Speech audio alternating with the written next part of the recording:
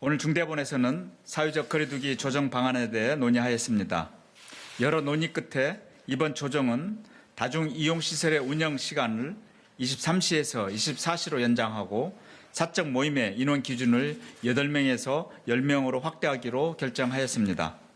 이는 다음 주 월요일부터 2주간 적용될 예정이며 2주 동안의 유행이 계속 안정적으로 감소하는 경우 이후에는 전면적인 조정을 검토하기로 하였습니다.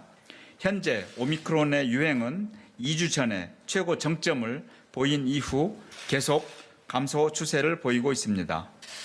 주 평균 하루 확진자 수는 오늘 기준 32만 명 수준으로 2주 전 3월 셋째 주에 40만 명에 비해 20% 감소한 수치입니다. 다만 감소세는 완만하게 나타나고 있으며 위중증과 사망은 아직 증가할 가능성이 있습니다. 또한 BA.2 변이가 확대되는 데 따른 불확실성도 존재합니다. 의료체계의 여력은 관리 범위 내에 있습니다. 중환자실은 60%대 중반, 일반 병실은 50% 이하의 가동률을 보이고 있습니다. 그러나 가동률이 계속 상승하고 있고 위중증 환자도 증가할 가능성이 있어 아직 안심할 상황은 아닙니다. 이러한 상황에서 전면적인 완화는 위험성이 있다고 보고 점진적으로 완화하기로 결정하였습니다. 의견 수렴 과정에서 일상회복지원위원회에서는 전면적인 완화를 요구하는 의견도 많았습니다. 방역의료 전문가들이나 지자체는 점진적인 완화 의견이 컸습니다. 이번 2주간은 영업시간과 사적 모임 기준을 부분적으로 조정하였습니다. 그렇지만 앞으로 2주간 감소세가 유지되고 위중증 환자와 의료체계가 안정적인 수준을 보인다면 이후에는 전면적으로 거리두기를 조정하겠습니다. 최종적으로는 실내 마스크 정도를 제외하고 영업시간, 사적 모임, 대규모 행사 등 모든 방역 규제를 해제하고 일상에 가까운 체계로 나아가게 될 것입니다. 방역과 의료체계도 일상적인 대응체계 중심으로 정합성을 갖도록 제도 전반을 개편해 나아갈 것입니다. 지금까지 불편함을 감내하며 방역수칙 준수에 협조해주고 계신 국민 여러분들과 특히 자영업, 소상공인 분들의 노고에 감사드립니다. 이번 조정이 기대에 못 미치는 부분이 있을 수 있으나 보다 안전한 길을 위한 단계적 과정임을 양해해 주시기 바랍니다.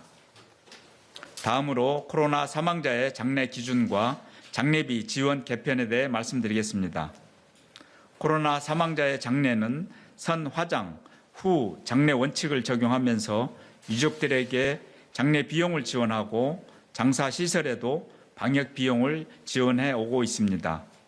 2월부터는 방역 수칙을 지키며 장례를 우선 치르고 화장을 할 수 있도록 변경하였지만 여전히 매장은 안 되는 제약이 있습니다. 그러나 그동안에 축적된 전파 경로와 해외 사례 등을 고려하여 장례 기준도 좀 더 일상에 가까운 형태로 개선하기로 하였습니다. 앞으로는 장례에 대한 제한을 최소화하고 화장뿐만 아니라 매장도 허용하게 됩니다. 질병관리청은 관련 고시를 폐지하는 절차를 진행할 것이며 4월 중에 마무리될 것입니다. 고시가 폐지되어 장례 방법에 제한이 없어지면 유족에 대한 장례 비용은 중단될 예정입니다. 다만 장사시설에 대해서는 방역수칙 준수에 따른 비용 부담이 있고 코로나 사망자 기피를 방지할 필요성이 있어 계속 방역 비용은 지원할 예정입니다. 고시 폐지의 진행 상황과 적용 시점에 대해서는 후속 조치를 하며 계속 안내해 드리겠습니다. 거리두기는 완화하고 있지만 위중증과 사망 피해를 최소화하고 보다 일상적인 의료체계로 전환을 하기 위한 개편 노력은 계속 강화하고 있습니다. 현재 음압시설 중심의 특수한 격리치료 체계에서 일상적인 의료체계의 전환이 확대되고 있는 중간기적인 시기로 볼 수 있습니다. 코로나 환자를 대면 진료하는 외래진료센터는 지난 2일간 191개 병원이 새로 신청하여 487개소로 늘었습니다. 4월 4일부터는 동네 의원도 신청이 시작됩니다. 참여하는 병의원에 대해서는 대면 진료 관리료를 진찰료에 가산하여 보상할 예정입니다. 동네 병의원의 신속 항원 검사에 추가 보상하던 감염 예방 관리료는 4월 4일부터 폐지합니다. 이로써 검사만 하는 병의원보다 검사와 대면 진료를 함께 실시하는 병의원이 확대될 것이라 기대하고 있습니다. 일반 병상에서 코로나 확진자를 치료하는 경우 통합격리관리료를 추가적으로 지원하는 보상체계는 계속 유지합니다. 이러한 보상체계를 통해 코로나 확진자 치료가 일상적인 외래와 입원 병동에서 이루어지도록 유도하고 확대해 나갈 것입니다. 이렇게 된다면 국민들의 의료 이용이 더 쉽고 빠르게 가능해지며 중증 환자를 더 빨리 찾고 신속하게 치료할 수 있게 됩니다. 코로나 확진자가 대면 진료를 하는 경우 사전 예약을 하시고 찾아가 주셔야 합니다. 이용 시에는 이 점을 유념해 주시면 감사하겠습니다. 요양시설의 집단 감염에 대해 좀 더 신속한 치료가 실시되도록 거점 전담병원 등의 요양 기동반을 운영하는 보완 조치도 추진 중입니다. 코로나 진료에 경험이 많은 의사와 간호사로 기동반을 구성하여 현장에 투입될 예정입니다. 특히 이 기동반은 박스로비드 처방 등 치료와 병상 배정이 원활하게 이루어질 수 있도록 지원할 것입니다. 좀 더 일상적인 의료 체계로의 전환 과정에 적극적으로 협조해 주고 계신 의료진들의 참여와 노고에 깊이 감사드립니다. 정부도 이러한 전환이 원활하게 진행되도록 현장의 의견에 주의를 기울이며 개선이 필요한 부분은 즉각 보완해 나가겠습니다. 해외 입국에 대해서도 좀 더 일상에 가까운 방향으로 방역 조치를 계속 조정하고 있습니다.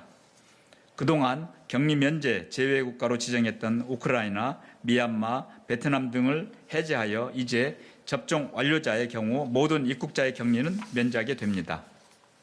이와 함께 항공편 증편과 탑승 제한 해제 등 국제선을 정상화하는 노력도 관계부처와 함께 긴밀하게 논의 중에 있습니다. 관련된 내용이 정리되는 대로 다시 상세하게 안내해 드리겠습니다. 지자체 등 현장 행정 인력의 업무 부담을 줄이고 좀 더 일상을 준비하는 차원에서 중대본의 회의와 브리핑도 조정하기로 하였습니다.